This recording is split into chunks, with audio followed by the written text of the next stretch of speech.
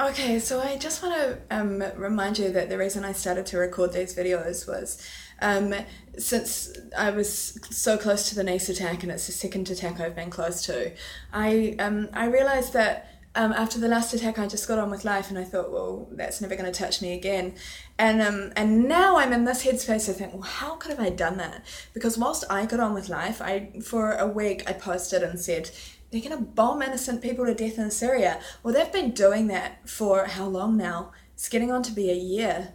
And, you know, the French media were up in arms the other day of the big blunder that was made when 120 innocent people died. Well, you know, that's just the 120 that happened to be reported. There are people mass murdered every day. And if we don't start to speak out for them and fight for them, then these innocent people are going to keep being murdered. And of course, we get all upset. Well, not me, but a lot of people get upset about the engineered migration of the refugees trying to cross by a very dangerous trip by sea to safety because our military complex are dropping bombs on their homes and their heads. You know, this is mass murder, and it's not being done in our names. It's not being done for our benefits. These people who run our countries and run the companies and stuff, they don't care about us. They don't care about anyone but themselves. In fact, every man I've ever met only cares about him and himself and his family. So great. But not to dig at men just then.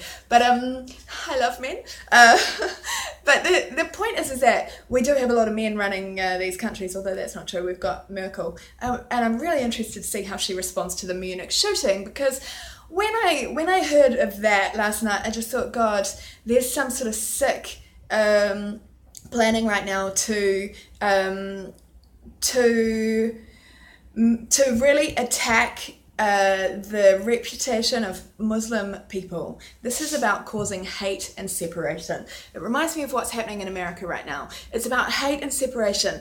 It's about provoking a mentality of civil war, where people are so busy fighting amongst themselves, where they're low-level energy, where they're not in a happy place, they're not spreading love, it's not about joy, they're in the energy of the negative, which festers, it's toxic, it's contagious, and only negative comes from that, and it puts them in that angry state where these attacks happen, obviously, and they support the government's thirst for revenge, which is not a thirst for revenge at all. It's a thirst for profit, it's a thirst for money, it's a thirst for stealing resources, it's a thirst for stealing countries. It's a thirst for empire building, it's a thirst for ruling the world. These guys are just as sick as Hitler and as Genghis Khan and as every other madman who's ever come before them, who's got into that political position of power, and then, like a good proxy, or Polly the Parrot, I'm going to start calling politicians Pollies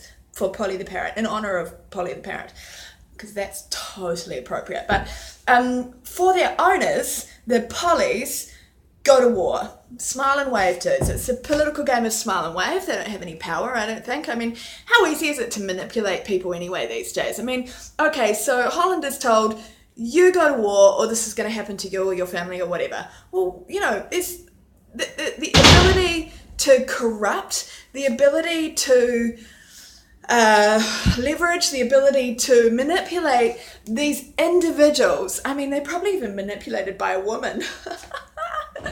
Too easy. Okay, so the ability to be manipulated of these individual leaders is huge, right? So how do we protect against that in the future? Well, I think we've got to start decentralizing. I think that central governments have to be over. Central governments are just this massive tool for corruption. They have the people, and you know, to think if Clinton gets into power, I mean, she has been involved in this massive war machine. She has so much death on her hands, and even if you read John Pilger's account of her body count, the number of personal bodyguards that have died, I mean, it's such a long list. And I knew one of the guys who was doing her website for this campaign. I deleted him off Facebook, actually. He works for Vice. He's one of the owners of Vice. God, sorry, Vice. Well, you know, convenient that you were in with ISIS, and convenient that you were doing Clinton's campaign. And that's a really weird relationship, right?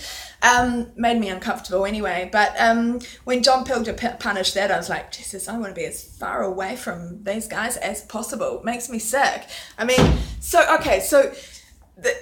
what my point is around that is that the political class, although they probably think they're in power, I think they're just pollies, but they have a power that's much greater than ours, obviously, and they are totally corrupt and sick and toxic. And how do we fix that unless they are removed from power? But how do you remove the pollies from power who do everything that the owners want, who are the people who control our biggest companies and our biggest corporations?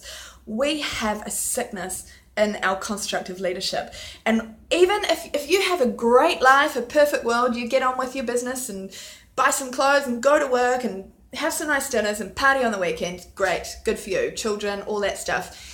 Excellent. I hope you're having a really nice life. But don't forget that there are people all around the world being completely destroyed by this complex of leadership. Completely destroyed. Whether it's industrial destruction that is slowly contaminating everything they rely on for life and poisoning them all to death and exterminating them permanently over time, like a really slow, insidious, disgusting, deranged genocide, which is happening all through the Amazon, which I work on cases for that, obviously, or it's these wars where the guys who think they're super smart are strategically designing the future of each of these sort of alliance countries who are aggressing all these wars. They are planning the mass murder of more and more people. How do we stop them? I don't have the answer, really. I mean, we can decentralize, we can try and get leadership or identify who are the leaders that exist that can stage a coup and take power off them. But even then, I think that a lot of our political class who aren't in power and aren't in this clique probably are afraid to do that. How do we do it? Well, so I've been thinking. There's a campaign for peace that I've been designing.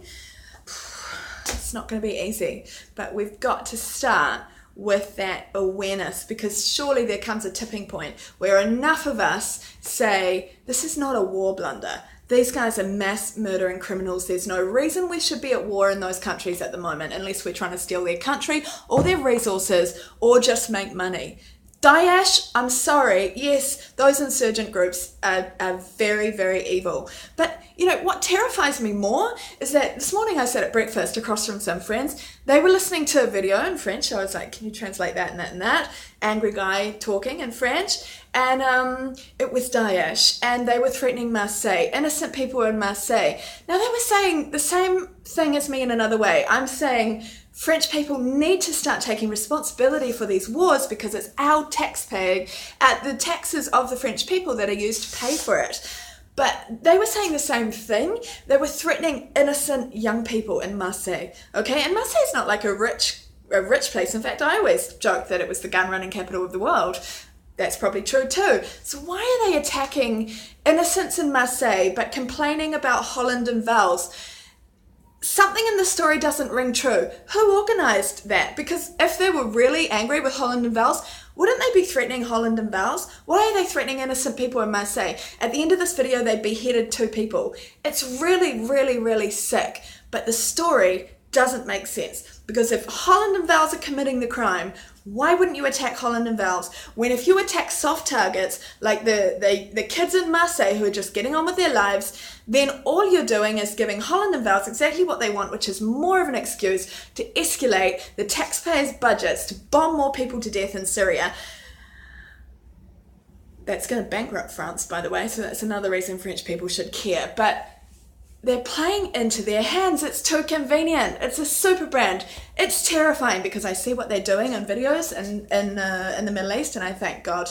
I read 10 years ago about all sorts of mind control programs that DARPA were developing, and I thought, God, they've been using that technology on these people. It changes their electromagnetic frequencies and chemicals in their brain, and they lose empathy, or they're kind of like less human. And when you look at what is happening, it sounds ridiculous what I'm saying, but it's absolutely that technology has been used. They've been developing it for years and years and years. I remember when I watched that article 10 years ago, I really started to look into that technology, because the ability for people in the defence industry to control and manipulate other people is awful, and it could be a reason for how these attacks are happening, because it's not normal for a man, doesn't matter how angry he is, to drive a truck into kids in Nice. It's not a mental illness thing. In the last 100 years, when have we ever seen anything as deranged as that? These people are not in control at all. They're not mentally ill. They're not mentally in control. And so, I mean, that's a whole nother story. God, I could talk forever on this stuff. 10 minutes. Anyway, look, we've got Polly the parrots, who are running our countries for their owners, who are probably technically in a horrible way our owners, because this is a game, it's a theatre that's been played with our lives, but most importantly with the lives of the people who are under the bombs. And so I'm speaking every day, even if one of my friends listens, because we have to start caring about those people, and we can't look away. We need to start looking at really looking at the laws, really looking at the people involved, who are the decision makers, making them accountable. They should not be able to walk around with their heads held high anymore. Not that they do they? They sort of look like they do on television, although when Holland announced his reaction to the Nice attacks, I saw a guy dripping in guilt. I really did. How guilty would you feel mass murdering people? I don't know. Anyway, they belong in jail. That's it for today. Oh my god, hours and hours of talking. I'm stopping it. Bye.